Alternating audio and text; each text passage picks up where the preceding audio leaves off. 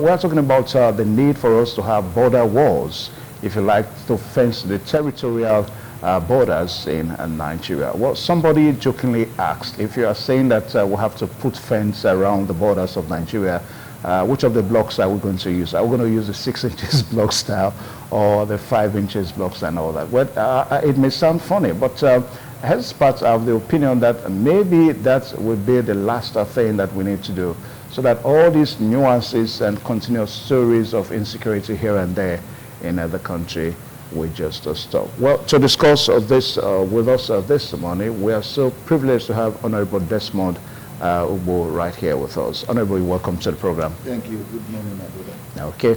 All right, so there is a report that we had to follow. We're talking about a few days ago, whereby the Chief of Defense Staff, Christopher Musa, had to be in Abuja in a security summit, to talk about the need for us to have territorial borders in Nigeria. Let's quickly take a look.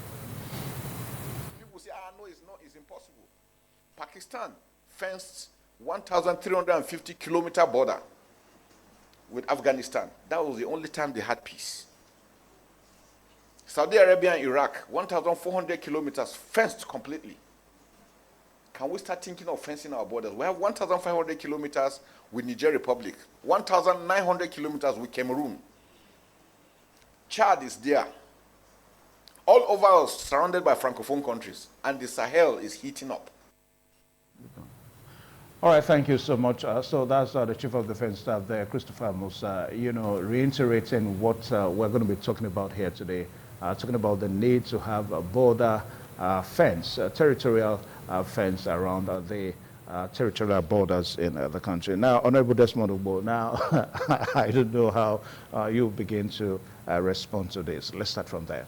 Thank you very much. The General, the Chief of Army Staff, has said it all.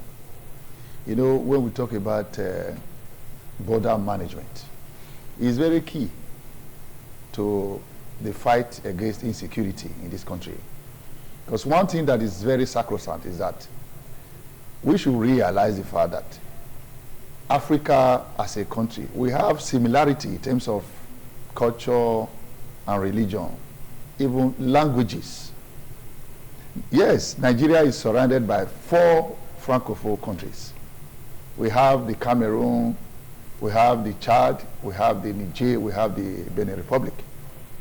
These countries have common religion with Nigeria, especially at the border points. And when the General Christopher Musa advocates, or rather proposed, the fencing of our border, the territorial integrity of our country, is apt and talking about comparative analysis of other countries who have been faced with similar insecurity. He just mentioned Afghanistan and Pakistan. And you can recall that one can easily point to those who are insecure, those who are violent, as people from Afghanistan. And now Pakistan, we are able to construct their border. And today, they are peaceful. They have peace for it. Talking about the United Arab Emirates, or rather the Dubai, you can deduce the fact that Iraq has been known notoriously for internal squabble. And that also snowballed into a situation where one would be advised not to go to Iraq. Iraq and Kuwait were embroiled with internal crisis. And that also now affected the neighboring countries. Today, Dubai, or rather the Saudi Arabia, is known for tourist hub as far as the world is concerned. If not because of the fencing of their borders, nobody would dare go there and enjoy himself without being faced with these extremists. Now, for over 16 years, Nigeria is faced with insurgency, and different groups are rearing their ugly heads. How do we go about it? Because those in Niger, for example, they have common lineage with those in Nigeria, because they are sharing common boundary, common religion, and common languages. How do you now separate the chaff from the grains? And now Nigeria does not have a comprehensive database wherein we can easily just pinpoint those who have committed a crime at a fingertip. No. So I think it is high time that we fence our border. I know it is capital intensive, considering what the United States of America, for example, used in fencing the border with Mexico, and also talking about the Saudi Arabia and the Iraq border. Not also mention the one of Afghanistan and Pakistan. It's capital intensive. It's running into hundreds of millions of dollars. No, what? Yeah. Where can we get this? Now, it is high time we get our priority right. Because if we like, we constitute community policing, regional policing, or within the Nigeria's sub-region, we have enough manpower to curb the excesses of these criminal-minded persons. But what of if they are infiltrators, or those we call the double agents, those who will come assisting, pretending to be assisting Nigerian police or Nigeria military or security service to be nipping those with criminal-minded personalities in the board, at the same time feeding those who are also outside with informations. Recall that we have this alliance of Sah States, and Sahel is falling. If Sahel now eventually falls, those that are now victims will easily fall into our country. Anyway, before we talk about that, I think we also need to, bring up the issue of the Sahel state now that Ibrahim Traore of Burkina Faso, which the military junta in Mali and other countries, the one they put together. Now, some are saying that that's, coming together is already arresting the issues in the Sahel region. Don't say that. Even in Burkina Faso, though it doesn't share common boundary with Nigeria, we have a tribe called TV, just like as you can find in Nigeria. We also have Kanuri in that country. Yeah, all those people, they span into... Okay, so they have common language, common religious identity. Nigeria is only bordered by the Republic of Benin, with about 770 kilometers. Yeah. We have the Niger with about 1,500 kilometers. We have the Chad with about 87 kilometers. And we also have the Cameroon, the longest of it all, 1,900 kilometers. Now, these countries that I just mentioned, they are Francophone countries. And these are countries that we are seeing that will one day snowball into the bloc, now known as Alliance of Sah States, because of the way and manner they are going. And the common enemy, so to speak, is Nigeria. Because Nigeria appears to be the big brother among these blocks. Yeah. So, and if we as in Nigeria, owing to our hospitality, owing to our divergent religions and what have you, they are very quick to flow into Nigeria. And maybe owing to our porous borders now. Very porous. The porosity of our borders is second to none. At a time here, I spoke about the porosity of our border. It was even during the Buhari regime when the government at that point asked that people can come into Nigeria before they can obtain their passport. I visited the immigration office at Aduwawa, and I discovered that with all these aboki that are into scrap picking and the rest of them, they were asked to come and make their passports. And these are not originally Nigerians. And now for the past how many years now we've had a census. I participated as an enumerator when the last census was conducted in this country. And I don't know if we had a database that can capture Nigeria within our country and outside the country, so that when you commit any crime, you can easily be tracked. Now, before we continue, I know you are so loaded on this topic today, but before we continue, let us begin to itemize the issues now. I think we need to look inward now about our identity management. because you just said a while ago that you went to Aduwawa immigration office and you saw people you perceived that are not Nigerians. They are not Nigerians. What happened to, I remember, if you go for passport there now, the first thing they will request you for is your NIN. Then maybe your local government certificates of origin. Now, you mean a Nigerian officer cannot decipher whether another person is not a Nigerian, even when he speaks? My brother, if I'm answering Musa Abdullahi, whereas people from Edo North, who are Muslims, can as well be a Musa and Abdullahi. What I just needed to have is address. That's all. To have local government of origin. Automatically I become an Edolite. Then I go to any of the local government within the Edo North and obtain my local government of origin, with which I will use in procuring my passport. Eventually I become a Nigerian and Edolite. Whereas I am not one. And for the gullible minds and gullible Nigerians who will aid and abet, like I said, the double agents, who was okay, let me supply you an address. There is nothing much you cannot Maybe even tell you to say that you are from one. You are my brother. You are from I will go and do declaration for him. I say it's my brother, he lives with me and all that. Perhaps you give me 1,000 or 2,000 naira. I'm good to go.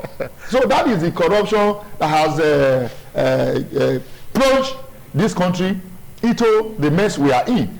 And if we don't have that database, thank God, I think the federal government has intensified effort to ensure that they conduct the census. Yeah. And whenever there is census, because they know that they use the data for many economic policies, government policies. We now begin to see people from some, I don't want to mention some ethnic now, they will begin to recruit non-Nigerians because of the similarity of the names they bear and the religions they profess. Yeah. To begin to have more numbers, because they know that the higher the numbers of the population, the more benefits, the more accrue from the federal allocation and all that. So I think that will go a long way to retard the development of our country, and it's even a major bane of our development here. So now, what we need to do is that, one, we must start from somewhere. Okay. If Nigeria has started by way of fencing the border before now, we would have been done with that, because all the money that have been misappropriated or misplaced in terms of priority, government priority, would have been used in doing this. Because if you take, for example, the construction of about 700 kilometers from Lagos to Calabar, now they have just commissioned 17,000 kilometers of it. The money they have so far expended is much. So we must, without necessarily borrowing, we can just harness our potentials and redirect our funds to certain areas of priority like this insecurity, because insecurity anywhere is a threat to prosperity everywhere.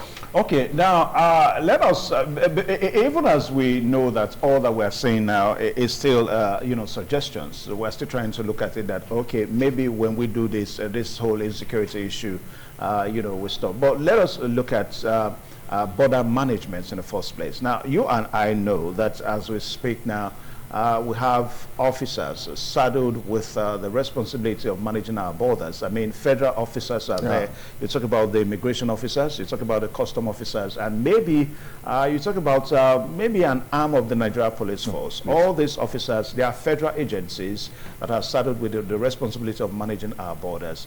Now, the way our borders are being managed in the first place, now the toll gate, remember the toll gate, if you go to Lagos, after Badagry towards Seme, there used to be a toll gate there and all that now.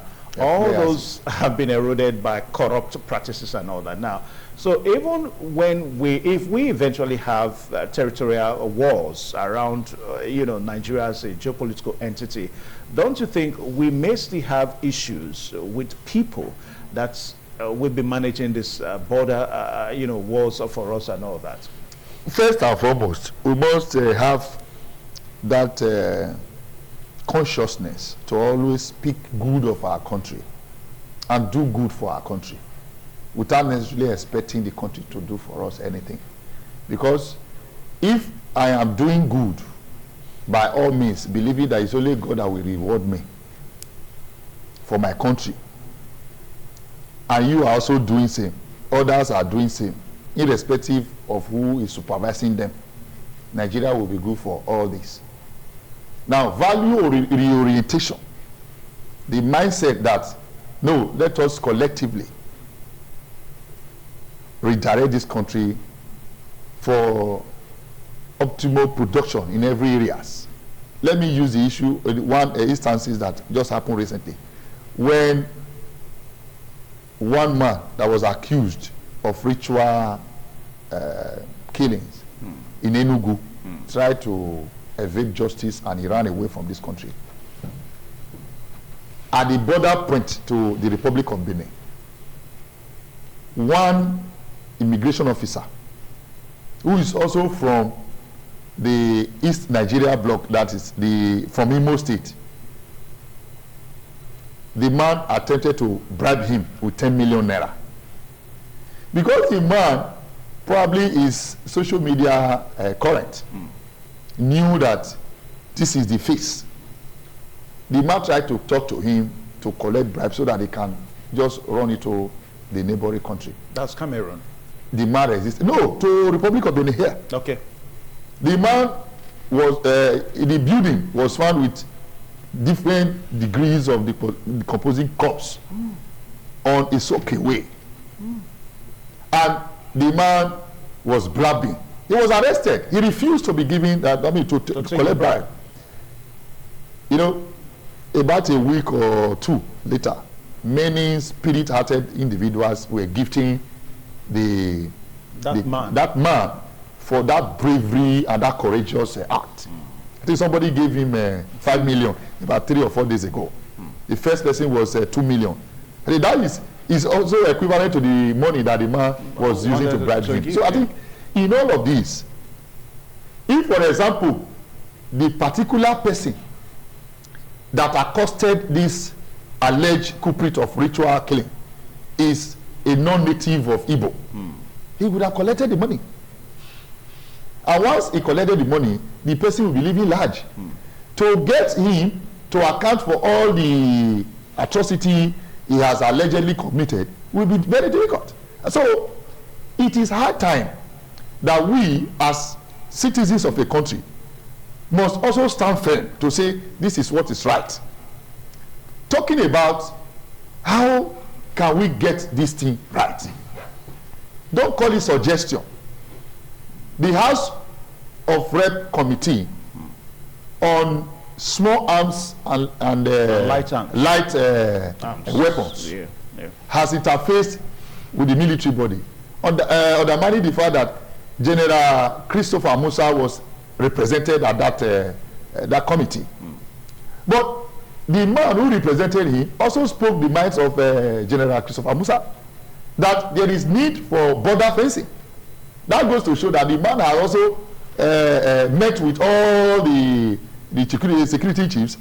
Perhaps they have also compared notes to say that the best bet, they are in the war front, so to speak. They are in the forefront of combating these elements. And they know, they understand that the problem they are always being bedeviled with is the issue of people coming from outside the country and infiltrate the border community, believing to be an indigene. Whereas once you bring them back to the community, they will reject them and deny their indigenship. Okay. Now, we talk about some Boko Haram members being arrested, then de-radicalized, and also return them back to the community. Have they been able to carry the community along? Because if you say somebody came from a community, he was arrested for extremist or terrorist related crime, then the person stay some months or years in the detention of Nigeria Security Service and probably undergone radicalization and eventually now return back to the community. If the community is not carried along, the person will come and be isolated. The community will reject him, because if you are a criminal in my community and you are arrested, the people will be happy for it. But if the community is not told that the person has been de-radicalized or has shown remorse and is now he has turned a new leaf, that person, and you bring the person back, he become he is on his own. He goes back to crime. He goes back to crime. So once the person is isolated and is not welcomed by the community, he will now find a safe haven among his colleagues, who has even informed upon that this person, Musa is a member, Osawese is a member, or Justice is a member. At the end of the day, you see them falling back to the same crime that they have been washed their hands off. Okay, so I think it is high time that we carry all stakeholders along while de-radicalizing suspected terrorists, or there's another group now that has real Lakarawa in Sokoto and Kebbi parts of northern Nigeria. You understand? So these people has also come out. You know, when you kill one, the other one will come out, because according to the Bini, there will be problem. Emida has already started.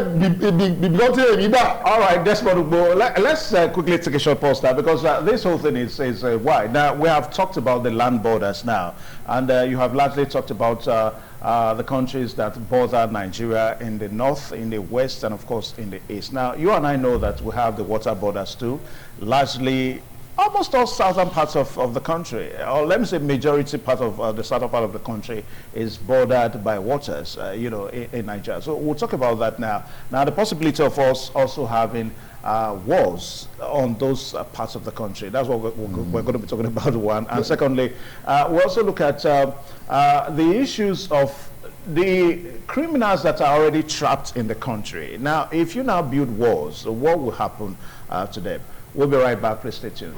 All right, thank you one more time. The program is still right here on independent television, and we are looking at the need to have walls around the territorial borders of Nigeria. Now, we have largely spoken about the northern borders, the western borders, and the eastern borders in the country. Now, Honorable, let's look at the south. Now, in Edo State, incidentally, Edo State happens to be one of the border states of Nigeria. In Ovia Northeast now, if I get my record, towards the Pacific Ocean, if I can remember my geography very well. Ovia Northeast? We don't have common waterways like the river.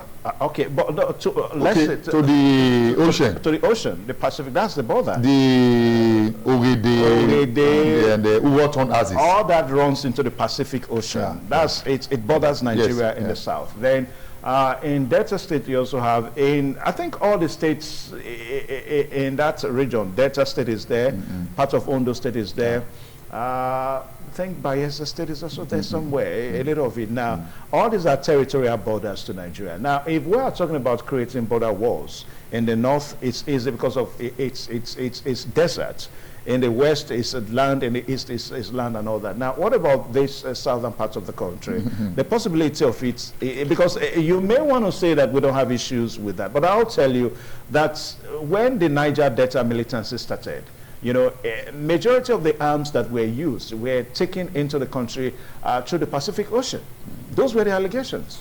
Of course. You see, in the hinterland, that we are even afraid of the proliferation of small arms and light weapons through the borders from the north. Got their sophisticated weapons or whatever through the waterways. They must have passed through the waters, then bettered and cleared before they can take it to the hinterland. But alternatively, they can also use the metal wings, I mean the aeroplane or whatever, to transfer those weapons to the hinterland. But however, before now, we knew that majority of these arms were being shipped into the countries you just mentioned through the waters. And that is where... Even now, it's still ongoing allegations. Of course. Allegations. You know, we have the marine security who are there to check the influence of this illegal supply of weapons. And Nigeria too should also intensify and step up their games in making sure that those who are involved in this are also curbed and nipped at the water level. If not, we cannot expect to have a safe country if the two areas are not protected. Now, you cannot expect a country to fence the water bodies. Yeah. But there are also some technological gadgets that can be used to monitor the waterways and to ensure that what is brought to the country is profiled properly. Now, even the fence we are talking about, it's not necessarily going to be the use of fence 6 inches block 6 inches. or 9 inches block Or 5 inches or 5 block. inches block. There are different ways you can use in erecting fence to Just the border walls. So I think erecting the border walls is not even enough. The use of drones and technological gadget will also be helpful, and where infrared communication system will be connected to a control room where they can easily monitor. Okay. All right. So because of time now, want to breach the because border. we're pressed for time now. Okay. If eventually we not have these border walls around the country, what about the criminals already trapped? Okay, inside the country. Because you know, their belief is that this part is what somebody told them that they have now, to, you know, to exterminate those who have already been trapped is very easy. That will make it easier for the internal security to nip. How? When you see people, criminal-minded people, terrorists or banditry, attacking and retreating, it will be very difficult because they can easily run back because of the porosity of the border. Yeah. So, but the fact that if the border is closed and there are men, especially rapid response agencies, once they try to climb the border and a siren blare and they quickly just go there and apprehend them, then try to put their hands in the system to know where they are originally from. All right. That is why I'm talking about the database. All right. So repeat them. Copy those within will be very easy. Because of time. Now, when you talk about those border walls, my mind goes straight to what happened at the time between Mexico and the U.S., how Mexicans were climbing over the wall into America. All right, so I want to say thank you. So we just watch and see what will happen, because it's only a suggestion right now as it stands by the Chief of Defense Staff. So, Honorable Desmond, thank you so much. Thank you very much. So much.